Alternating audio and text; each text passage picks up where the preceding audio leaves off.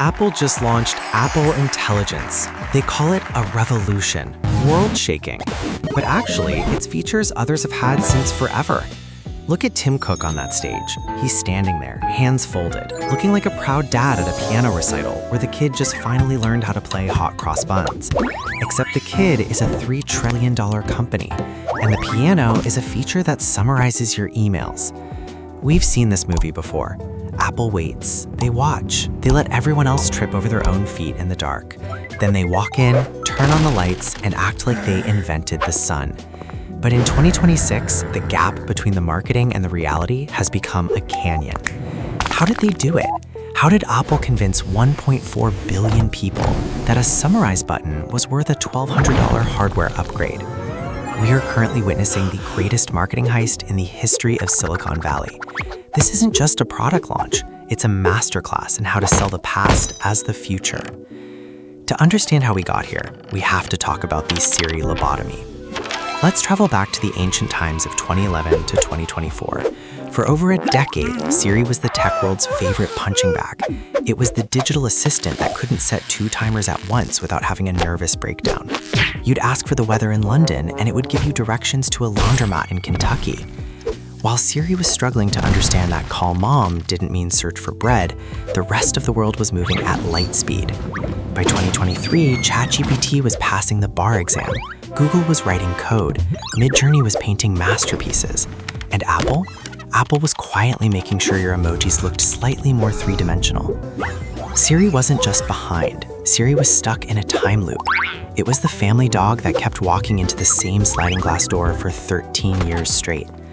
But then came the 2026 overhaul. Apple finally gave Siri a brain. They called it a breakthrough.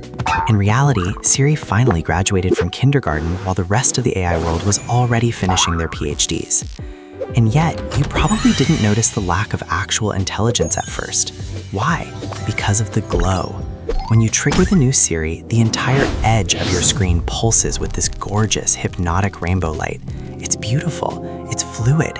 It feels like the ghost of Steve Jobs is personally whispering the answers into your ear. Apple spent more resources on the aesthetic of intelligence than the intelligence itself. It's a classic Apple maneuver. If the brain is slow, make the face pretty. The animation is designed to make you feel like your phone is thinking really hard. It's the digital equivalent of a waiter in a 5-star restaurant bringing you a glass of water on a silver platter. The water is the same stuff that comes out of your top, but the silver platter makes you want to tip 20%. This brings us to the core of the Apple philosophy. They don't invent technology, they refine it. They take the jagged, messy, terrifyingly fast innovations of the tech world and sand down the edges until it fits in your pocket and matches your watch strap. But there's a fine line between refinement and just being late to the party. If your friend shows up to a party at 2 a.m., finishes the last of the chips, and acts like they brought the music, you don't call them a refined guest, you call them late. For years, Apple watched OpenAI and Google navigate the wild west of AI. They watched the hallucinations, they watched the lawsuits. They waited until the technology was safe and polished enough to claim they did it right. They want us to believe that Apple Intelligence is the first time AI has been useful. They want you to forget that you've been able to summarize PDF on a 5-year-old Android for years. They are banking on the fact that if it's integrated, if it's smooth, and if it's that Apple logo on it, you'll treat it like a miracle. But why would the most valuable company on Earth willingly look this incompetent for this long? Why let Siri stay dumb while the world passed them by? Because Apple wasn't just being slow. They were building a fortress, or at least a very expensive distraction. And that distraction started with a word that Apple loves more than incredible and magical combined: privacy. But is this privacy-first approach a genuine ethical stand? Or is it the ultimate PR smokescreen to hide a massive technical failure? Think about it. For a decade, Apple told us the cloud was a scary, dark alleyway where hackers and data brokers lived. They wanted everything on your device, local, secure. Your phone was your digital bunker. But then 2023 happened. ChatGPT blew the doors off. Suddenly, local meant limited. While Google and Microsoft were building giant silicon brains in the sky, Apple's bunker started to feel less like a fortress and more like a padded cell. So, what do you do when your competitors have a 3-year head start and a fleet of supercomputers you don't have? You flip the script. You don't say you're late, you say you're careful. enter private cloud compute. It sounds like a secret NASA project, doesn't it? But here's the reality. Apple realized their chips, as impressive as they are, couldn't handle the heavy lifting of a modern LLM without turning your iPhone into a very expensive hand warmer. They needed the cloud. But they couldn't just admit they were sending your data to a server like everyone else. That would kill the privacy brand they've spent billions building. So they marketed the server itself as a luxury feature. It's like a restaurant telling you they don't have a kitchen because they care about your hygiene, so they're going to cook your steak in a secure culinary vault 5 miles away. Is it actually more secure? Maybe. Is it a brilliant way to hide the fact that they don't have a stove in the building? Absolutely. Apple didn't invent a new way to do AI. They invented a new way to hide where the AI is actually happening. And while we were all distracted by the privacy buzzword, Apple started rolling out the actual features. And guys, let's be real for a second. Looking at these features in 2026 feels like watching a high-budget remake of a movie from 2022. Take Genmoji. You can now use AI to create a custom emoji of a squirrel wearing a tuxedo. Groundbreaking, right? Except people were doing this on Discord bots and mid-tier Android apps 3 years ago. It's AI for toddlers. It's safe, it's cute, and it's completely uninspired. It's the digital equivalent of a coloring book where the AI won't let you draw outside the lines. Apple isn't giving you a paintbrush, they're giving you a stamp. Then there's the image wand. You scribble a circle in your notes and Apple Intelligence turns it into a professional drawing. Cool? Sure. Revolutionary? Not if you've used Midjourney or Stable Diffusion or literally any AI image generator since the Biden administration. It's the same tech, just polished until all the interesting edges are gone. It's creativity with training wheels. And the writing tools? Rewrite, proofread, change tone. Guys, that's just Grammarly with a fancy animation and a $1,200 entry fee. You're paying for a pro-level device to get a feature that's been a free Chrome extension since before the pandemic.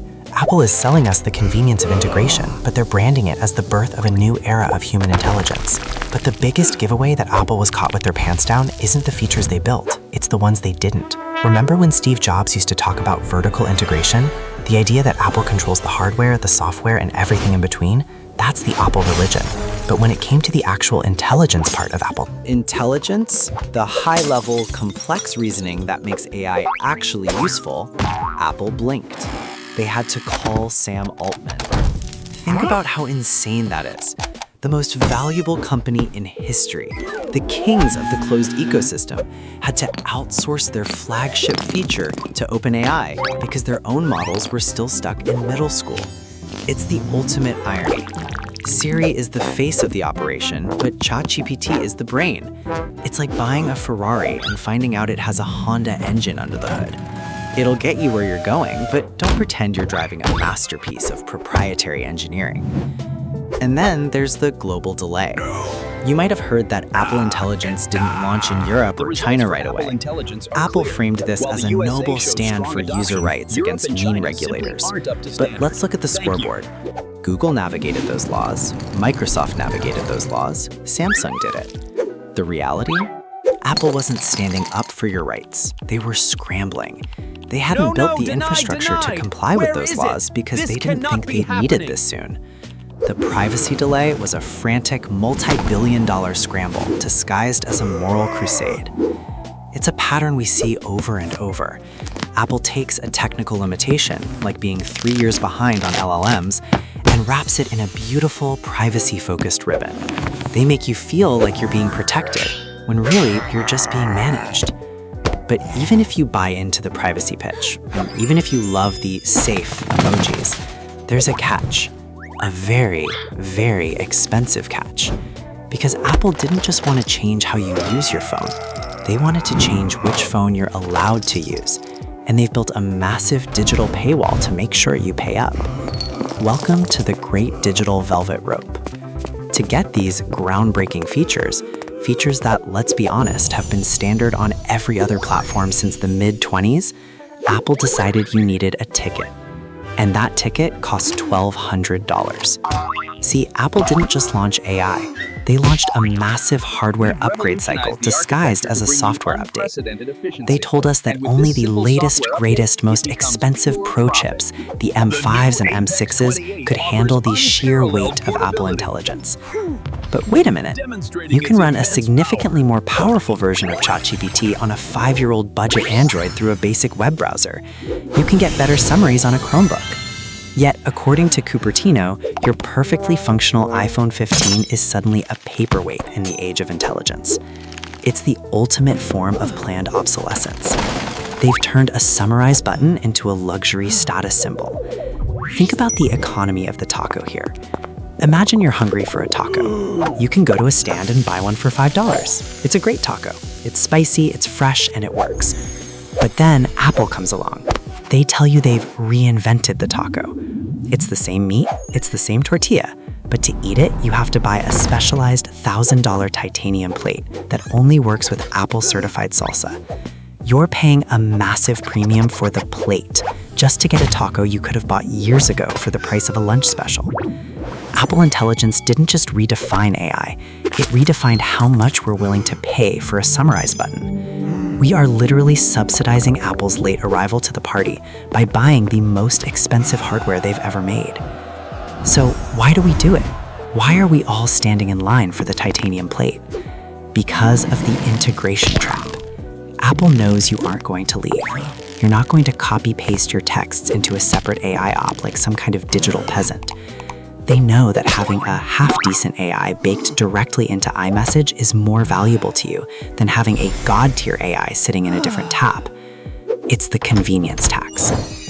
Waits until a technology is safe, boring, and thoroughly tested by their competitors. Then they polish the edges, give it a snappy name, and weave it so deeply into your life that you forget it's actually 2022 tech living in a 2026 body. They've created a massive canyon between safe AI and useful AI, and they're betting everything that you'd rather stay safe in the garden than be useful in the wild. Where am I? Looking back at this whole revolution, we can see the 3 core rules of the Apple tax in full effect. Rule 1, aesthetics over ability. If the animation looks like a shimmering rainbow, most people will believe the brain behind it is brilliant, even if it's just doing middle school level reading comprehension.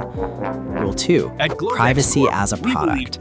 When you're years behind on the tech, you don't call it a delay, you call it a commitment to security.